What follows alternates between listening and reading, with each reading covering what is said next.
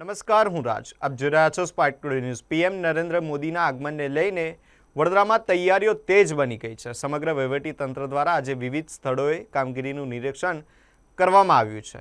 એરપોર્ટથી લઈને હરણી રોડ સુધી જિલ્લા કલેક્ટર, પોલીસ કમિશનર અને મ્યુનિસિપલ કમિશનર દ્વારા માર્ગ વ્યવસ્થા, સુરક્ષા અને સુવિધાઓની સમીક્ષા કરવામાં આવી હતી.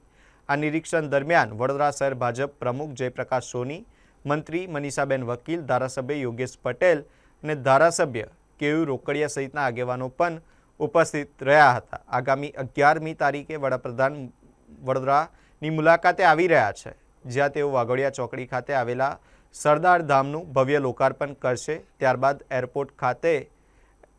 એરપોર્ટ રોડ ખાતે ભવ્ય રોડ શોનું પણ આયોજન કરવામાં આવ્યું છે. મ્યુનિસિપલ કમિશનર અને પોલીસ કમિશનરે માહિતી આપતા જણાવ્યું હતું કે રોડ શો સાંજે 7 વાગ્યા બાદ યોજાશે અને મોટી સંખ્યામાં નાગરિકો ઉપસ્થિત રહે તેવી સંભાવનાને ધ્યાનમાં રાખીને તમામ પ્રાથમિક સુવિધાઓ ઊભી કરવામાં આવશે.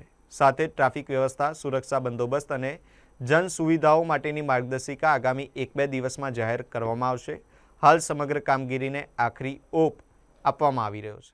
પશ્ચિમ બંગાળની ભવ્ય જીત બાદ માન્ય વડાપ્રધાન આપણા યશસ્વી અને જેમને વૈશ્વિક નેતૃત્વનું બિરુદ મળ્યું છે એવા ગુજરાતના પનોતા પુત્ર માન્ય નરેન્દ્રભાઈ પધારી રહ્યા છે. સરદાર ધામના લોકાર્પણ બાદ સાંજે જ્યારે દિલ્હી પરત જવાના છે ત્યારે ગદા સર્કલ હરણીથી લઈને હરણી એરપોર્ટ સુધી એમનું ભવ્ય સ્વાગત કરવામાં આવે તેવો એક વિચાર કરવામાં આવ્યો છે. રોડ શોના માધ્યમથી સાહેબનું સ્વાગત અને અભિવાદન વડોદરાના નાગરિકોના માધ્યમથી થાય એવા પ્રકારનું ભવ્ય આયોજન વિચાર્યું છે. અને પશ્ચિમ બંગાળની જીત બાદ પહેલી વખત એમનો ગુજરાતનો પ્રવાસ, એમાં પણ વડોદરા માટેની એમની આત્મીયતા છે અને વડોદરા આવવાના હતા સરદાર ધામના લોકાર્પણમાં, પરંતુ નાગરિકોનો ઉત્સાહ જોઈને આ રોડ શોનું આયોજન કરવામાં આવ્યું છે, જેથી કરીને મોદી સાહેબનું સ્વાગત અને અભિવાદન વડોદરાના નાગરિકો કરી શકે. ઓનરેબલ પ્રાઇમ મિનિસ્ટર ઓફ ઇન્ડિયાના નવના મુલાકાતના અનુસંધાને વડોદરા શહેર પોલીસ અને અન્ય વિભાગો તૈયારીઓ કરી રહ્યા છે. પૂર્વ તૈયારીના ભાગરૂપે આપણે કેટલાક વિસ્તારોની સમીક્ષા, કયો જગ્યાએ કયો પ્રકારના ઇન્ફ્રાસ્ટ્રક્ચર આપણે મૂકવાના છીએ અને અન્ય વિભાગો અને પોલીસ વિભાગના શું ભૂમિકા રહેશે અને આયોજકો સાથે આપણે સંકલન કરીને સમગ્ર પૂર્વ તૈયારીઓ આજે આપણે કરી રહ્યા છીએ.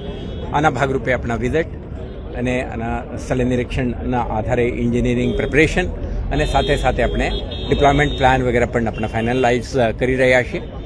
1-2 દિવસ પછી અપડેટેડ ઇન્ફોર્મેશન તમને આપીશું અને આ મુલાકાત અનુસંધાને શહેર પોલીસ તરફથી ડિટેલ્ડ સિક્યુરિટી અરેન્જમેન્ટ કરીને એક સ્ટ્રોંગ વ્યવસ્થા મૂકવામાં આવી રહી છે.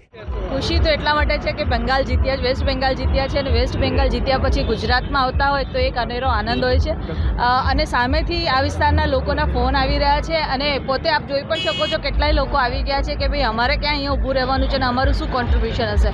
તો અમારી બેઠકો પણ સોસાયટીઝમાં ચાલુ થઈ ગઈ છે અને લોકોએ સામેથી જ ખૂબ સારો આવકાર આપી રહ્યા છે. તે દિવસ તમે જોશો કે જે માહોલ છે, જે અલગ અલગ સ્ટેટ્સના લોકો પણ અહીં આવશે, ખાસ કરીને બંગાળી સમાજના લોકો પણ આતુરતાથી રાહ જોઈ રહ્યા છે, એ પણ સ્વાગત કરવા માંગે છે. એવી જ રીતે તમિલનાડુથી લોકો આવતા હોય તે પણ એ લોકો એટલી જ આતુરતાથી રાહ જોઈ રહ્યા છે સાહેબની. એટલે ખૂબ ખુશીનો માહોલ અને એક એમ કહેવાય કે પ્રસંગ છે અમારા માટે.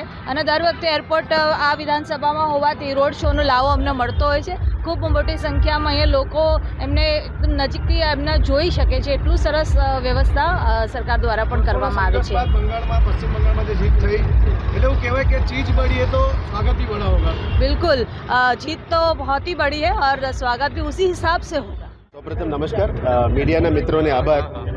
આજે જે સંભવિત 11 તારીખનું સંભવિત વીવીઆઈપી કાર્યક્રમની વિઝિટ માટે સ્થાનિક પદાધિકારીઓ અને અમદાવાદ અને ગાંધીનગરમાંથી આવેલા પદાધિકારીઓ સાથે આજે ચર્ચા વિમર્શ કરીને જે પ્લાનિંગ ચાલી રહ્યા છે રોડ શોનું, એમાં સ્વાગત કાર્યક્રમ છે. માન્ય વીવીઆઈપી જે પધારી રહ્યા છે વડોદરામાં, ઓલમોસ્ટ 1 વર્ષ પછીનું વિઝિટ છે, એટલે અમે એમને સ્વાગત કરવા માટે તૈયારીઓ છે. સ્થાનિક પદાધિકારીઓ, ગાંધીનગરથી આવેલા પદાધિકારીઓની સૂચનાઓ, સજેશન્સને લઈને અમે પ્લાનિંગ પણ કર્યા છે અને અહીંથી 1.6 કિલોમીટર એરપોર્ટ સુધી જે ચાલવાના છે એમાં કયા પ્રકારનું અરેન્જમેન્ટ્સ કરવી, કયા બેરિકેડિંગથી લઈને કયા સ્ટેજીસ, ઓલમોસ્ટ 15 સ્ટેજીસ કરવાના છે.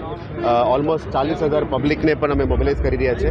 2 જિલ્લા અને શહેર અને આજુબાજુના 4 જિલ્લામાંથી પણ મોબિલાઇઝ કરી રહ્યા છે. સાથે સાથે એમને માટે વ્યવસ્થામાં પીવાના પાણી, ફૂડ પેકેટ્સ બધું વ્યવસ્થા કરવાના છે. પ્રોપર તમામની parking facility, toilet facilities, parking, બસીસની વ્યવસ્થા બધું અમે કરી રહ્યા છીએ તંત્ર તરફથી. એટલે મહાનગરપાલિકા, જિલ્લા વહીવટી તંત્ર સાથે મળીને આ કામગીરી કરી રહ્યા છે. એટલે સિટી પોલીસ કમિશનર તરફની ટીમ પણ આવી છે. એટલે તમામ સિક્યોરિટીના વ્યવસ્થા, અરેન્જમેન્ટ્સની વ્યવસ્થા અમે બધા સાથે મળીને ટીમ તરીકે વડોદરામાં વીવીઆઈપીની જે આગમન છે એને ધ્યાને લઈને તમામ અરેન્જમેન્ટ્સ કરી રહ્યા છે. મીડિયાના મિત્રોના મારફતે પણ અમે ઘણા બધા મેસેજીસ અને મદદ માંગવાના છે. એટલે આપની પૂરું સહયોગની અપેક્ષિત છે અને અમે સાથે મળીને વડોદરા શહેરના આ સ્વાગતમ કાર્યક્રમને સફળ બનાવવા માટે આપ બધાની સહયોગ પણ અમે અપેક્ષિત કરીએ છીએ. સાંજે 7 વાગ્યાનો કાર્યક્રમ છે. એટલે એના પહેલાં એક બીજી કાર્યક્રમ પણ છે બુડા વિસ્તારમાં, ઓલમોસ્ટ 6 વાગ્યાનું છે. એટલે અહીંયા 7 વાગ્યાનું અમે પ્લાનિંગ કરીએ. 7:20નું પ્લાનિંગ છે. ગરમી વધારે છે, ગરમીને લઈને કોઈ યસ, આપણે પાણીની વ્યવસ્થા, ટોયલેટ્સની વ્યવસ્થા જે ગરમી માટે છે, પણ અહીંયા સાંજના સમય 7:30 સમય છે. એટલે એમાં ઇસ્યુ ના હોય. પણ આની બેકઅપમાં જે પણ વ્યવસ્થાઓ કરવાની છે તંત્ર તરફથી પૂરું કરવામાં આવશે.